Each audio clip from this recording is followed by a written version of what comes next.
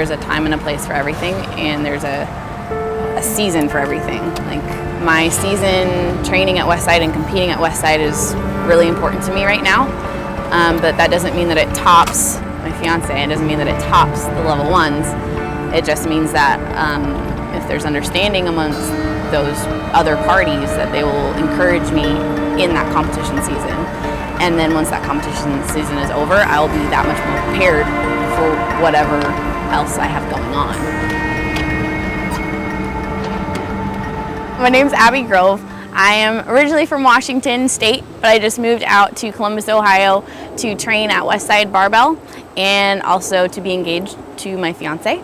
And I work for CrossFit on the Level 1 seminar staff, and I'm also back in school now. And that's pretty much my life. A little bit of this, a little bit of that.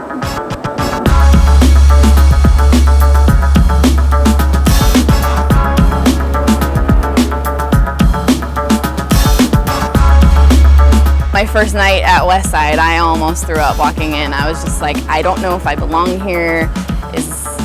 Did Louis really mean that he thinks I'd be okay to train here, or what does that mean? And then after he sat me down and was like, look, this is gonna be your spot. I want you to train in the morning crew with these girls. It'll serve a purpose. You'll get better. They'll get better. Everything will be good. It was easier, but still, every day you walk in that gym, it's not a given.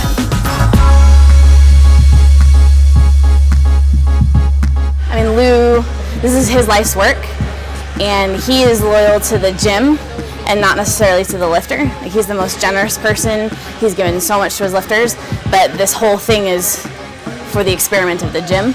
So if I'm not producing data for the gym, if I'm not aiding that experiment, then I don't really have any business being here. So at that point, it's kind of that intimidation of, I want to keep getting PRs on my max effort days, making gains so that I am part of the experiment. Shifting from being in a CrossFit gym for, I was there 5 to 7 days a week, early morning to late at night for almost 5 years. And when I had the opportunity to move here, it was intimidating to think of shifting gears to powerlifting full time. In a way, it is a shift, but also the two worlds, the two communities, and mostly the methodologies overlap significantly. So it didn't leave me feeling so much like a fish out of water, because I was now just training for a specialty to become as strong as God will let you and then beg for a little more. But using the same path to get there that CrossFitters use to get as fit as they can possibly can. So I did my shirt today because it had been like 6 weeks since I've been in a bench shirt, and normally we wait like a month, so it was past I got a 10-pound PR. My PR was 280. Previous to today, I got 290. So I'll take it.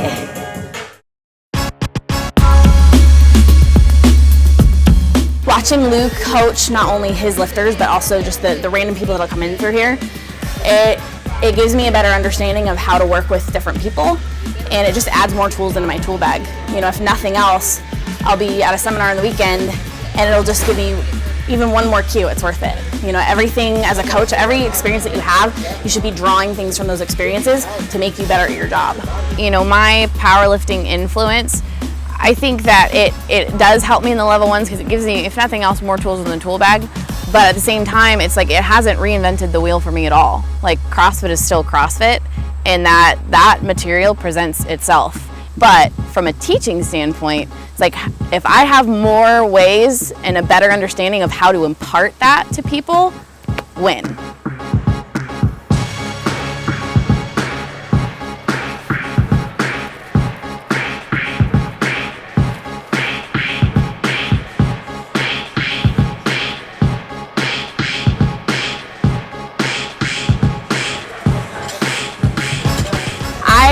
I want to compete, and I want to get to a point as far as I can go until it's time to have babies. Once I've kind of gone maybe as far as I can go at that point, like gotten a good long run in, we want to have babies. We want to settle down, and I still will probably compete after that, but it's going to be a different season of life at that point, so who knows.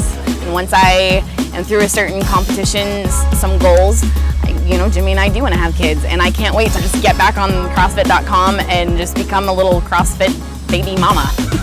You know, it's going to be incredibly scaled back, and I'm excited about it. You know, it'll be that season of life.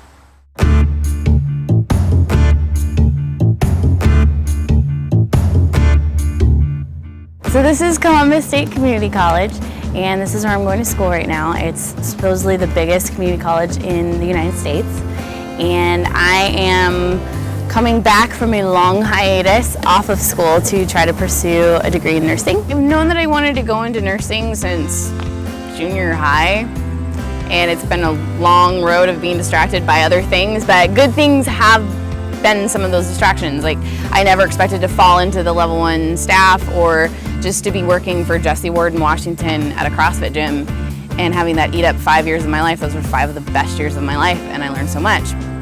That being said, I think now pursuing the nursing again, I want to bring that in to kind of keep enriching what I've been learning.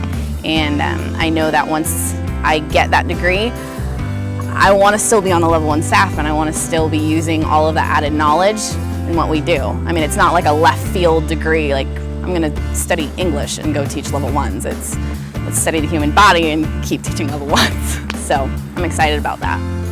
So being back on a college campus, I'm 24, I do kind of feel like the creepy old person. It's a little out of place, but it's actually easier going back to school than I thought. Everyone always tells horror stories about it's a nightmare to go back, and it's been easier this time around. Honestly, I think part of that I can attribute to CrossFit, just being surrounded by people that are constantly trying to learn more. It rubs off, and so there's just constant thirst for picking up a little bit of this, picking up a little bit of that, and I think that in a way just makes studying easier, less of a chore.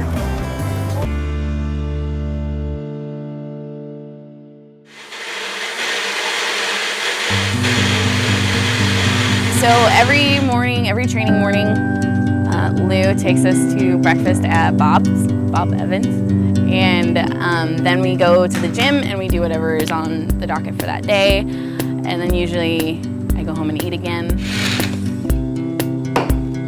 Since being at Westside, everyone asks me, like, what is your eating like now? Like, do you just eat pancakes all day?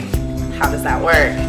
And really, it's not so much different than what I was doing. Like, the only thing different is, like, I'll have a protein shake after I work out, and I try to time my carbs so that usually they're right before I work out and right after I work out. And yeah, other than that, it's like I eat every 1.5 to 2 hours, but it's still in that ratio, trying to keep balanced protein, carb, and fat.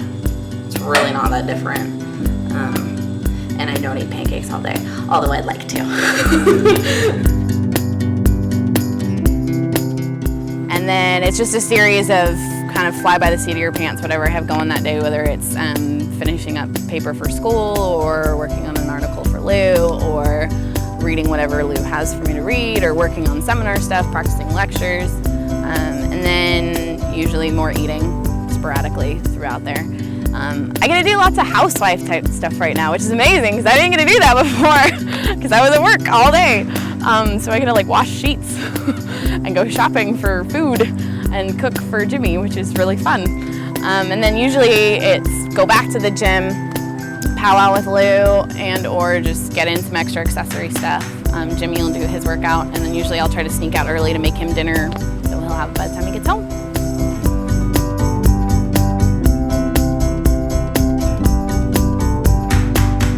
For me, one of the biggest thing that sticks out of my mind that is like a stressor is letting go of who I thought I would be at this point and just taking in the blessings of where I've ended up. I went to a private Christian school where by this point I should have graduated, be in some fancy job, have 4 children by now, and a perfect husband and a perfect home with a white picket fence. And I landed in a career in the fitness industry, but not in like the conventional skeezy fitness industry. I landed with these really cool community of people.